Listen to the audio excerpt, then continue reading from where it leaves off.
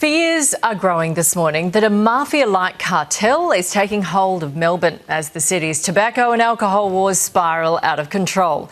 Authorities are now warning that any type of business could become a target of the network. It comes as speculation mounts. Premier Jacinta Allen is preparing a new agency to crack down on organised crime. Joining us now is Charlie Bazzina, former Victoria Police detective. Charlie, good morning. What do authorities mean like a mafia cartel? Good morning. Well, the proof will be in the pudding. I think this is, from my view, a bit of a stunt, a political stunt in relation to it. This takes a lot of planning involved in it, and as Chief Commissioner Bush said, what he's after is basically more powers. He's agreeing to it on camera and saying, well, in concept, it believes in the concept of it, but there are other agencies involved in relation to federally supporting the states and the territories. So, don't reinvent the wheel. OK, this is an example of the problem. Last week, police arrested one of the alleged key players in the tobacco and bar wars. Hours after, the cartel put out a message saying nothing changes, tax continues to be paid and the boys will continue to burn. How big is this group called the Commission?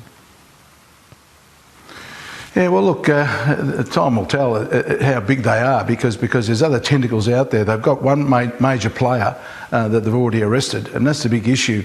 What police really need is to start locking these people up for a lengthy period of time and take them out of the picture and then get the broader aspect of it. The police can only do so much, but there are other agencies out there. The Australian Intelligence Commission that operates out of Canberra. You've got the Office of the Chief Examiner that has got extraordinary powers, commission powers and that type of thing. So these bodies are already there. What we really need is penalties. Penalties to really drive the message home, and that's where the police are being let down time and time again by the court system. OK, so it's the court system, or what could these federal agencies do? Are they hamstrung? Well, they've got the intelligence, and these intelligence agencies that work out of Canberra, as I said, support the states, the territories and the federal agencies.